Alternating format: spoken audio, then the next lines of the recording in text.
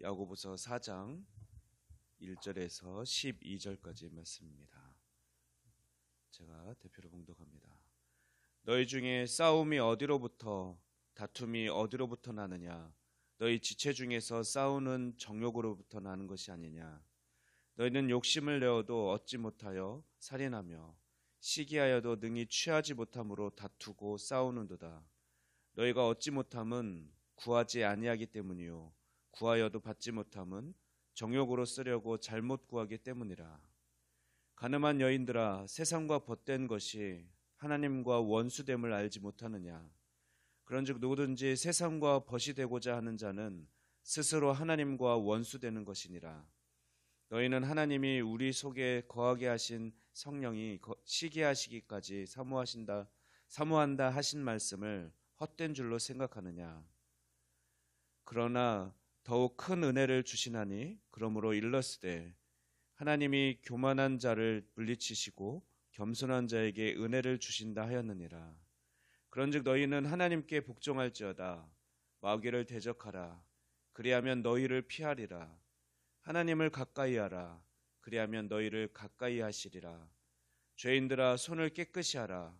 두 마음을 품은 자들아, 마음을 성결하게 하라. 슬퍼하며 애통하며 울지어다. 너희 웃음을 애통으로, 너희 즐거움을 근심으로 바꿀지어다.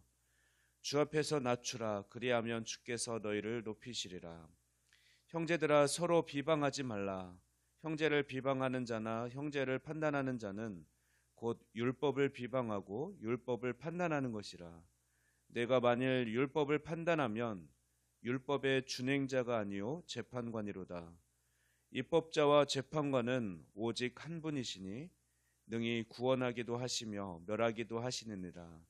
너는 누구이기에 이웃을 판단하느냐? 아멘. 네, 오늘 본문은 이제 앞선 살펴봤던 3장 13절에서 18절 말씀에 이어지는 본문으로 지혜와 말에 대한 주제를 명료하게 계속해서 설명하고 있습니다. 야고보는 앞서 3장 14절 16절 말씀에서 시기와 다툼에서 나오는 악에 대해서 경고한 바가 있습니다. 야고보는 시기와 다툼이 바로 정욕에서 나온다라고 말하고 있습니다. 그것은 또한 하나님보다 이 타락한 세상을 더 사랑하는 그런 마음이기도 합니다. 다툼 때문에 공동체를 분열시키는 이들에 대해 그런 사람들은 4절에서는 하나님과 원수된 자로, 또 7절에서는 마귀의 편에 선 자로, 또 8절에서 10절에서는 회개해야 할 자로 그렇게 묘사하고 있습니다. 그리고 이 모든 것은 혀의 문제, 즉 공동체 안에서 타인을 비방하는 말을 하는 그것이 모든 문제의 근원임을 그렇게 결론처럼 이제 11절 12절에서 말하면서 오늘 본문을 마무리하고 있습니다. 먼저 2절 말씀을 보면 너희가 얻지 못함은 구하지 아니하기 때문이요라고 말하고 있는데, 이것은 신자들이 서로 싸우지 말고 자신이 구하는 것을 하나님께 간구해야 된다는 점을 상기시키고 있습니다. 야고보는 하나님이 악하고 이기적인 욕구를 허락하기를 원하신다는 것이 아니라 하나님 앞에 기도하는 일이 한편 사람들의 욕심이나 그런 욕구를 정결케 하는, 다운시켜주는 그런 영향력을 끼칠 수 있다는 점을 말하려고 하는 것입니다. 또 3절 말씀 중 구하여도 받지 못하는 이유를 정욕으로 쓰려고 잘못 구하기 때문이라고, 우리가 기도할 때 응답받지 못하는 이유에 대해서 그렇게 분명하게 말하고 있습니다. 이 말씀은 모든 기도가 다 하나님을 기쁘시게 하는 것이 아니라는 말이기도 합니다. 따라서 우리는 기도할 때 성경에 게시된 하나님의 뜻과 일치하는 기도를 드릴 때, 하나님의 뜻대로 구할 때 우리는 응답받을 수 있는 것이죠. 잘못 구하는 기도는 하나님이 높이고 하나님 나라의 대의를 증진시키려 하는 것이 아니라 오직 자기 중심적인 정욕이나 욕망을 만족시키려고만 하는 기도이기 때문에 그 기도는 응답받을 수 없습니다. 그러나 그렇다고 해서 야고보가 모든 쾌락이 다 잘못되었다고 말하는 것은 아닙니다. 야고보는 단지 하나님의 영광을 목표로 하지 않는 그 쾌락이 잘못된 것임을 말하고 있는 것이죠. 하나님의 은혜는 하나님 앞에서 겸손한 자들에게 베풀어질 것입니다. 야고보가 7절과 8절 전반부 말씀에서 제시하는 마귀를 대적하는 유일한 길, 그것은 바로 하나님께 복종하고 하나님께 가까이 나아가는 것입니다. 그게 바로 마귀를 멀리하는 그 방법임을 설명하고 있습니다. 사탄은 패할 것이고 실제로 이미 그리스도에게서 패했듯이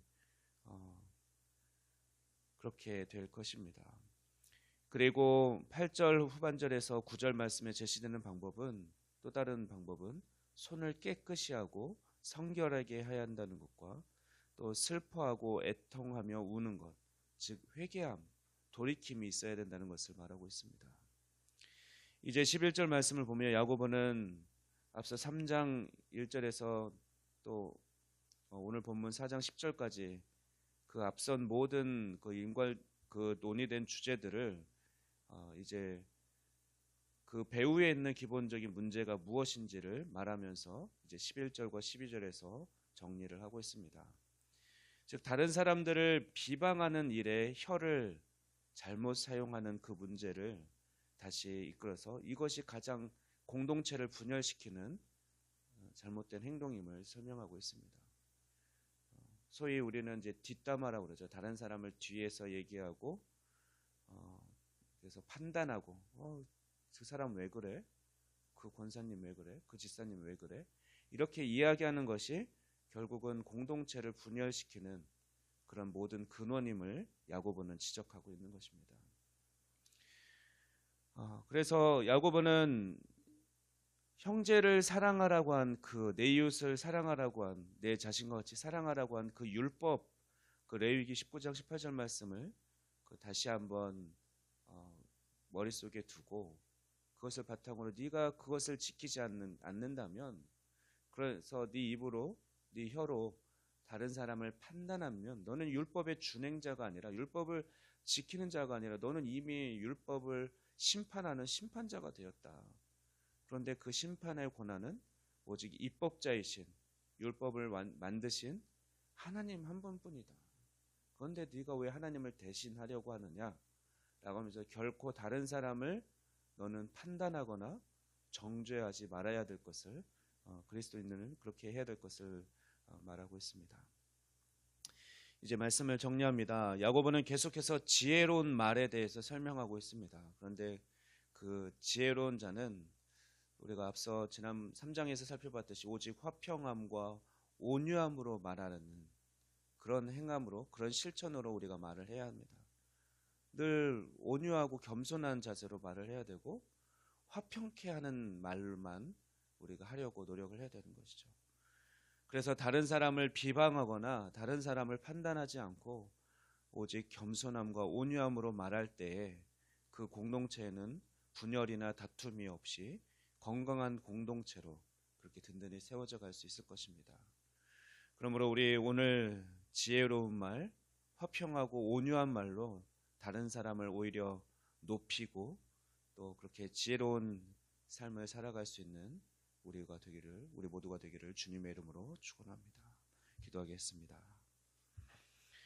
우리를 하나님의 자녀 삼아 주시고 예수 그리스도를 머리로 하는 믿음의 공동체로 한몸 되게 하신 주님 감사합니다. 우리가 오직 온유함과 화평함으로 성령이 하나 되게 하신 것을 힘써 지켜가는 우리가 되게 하여 주시옵소서.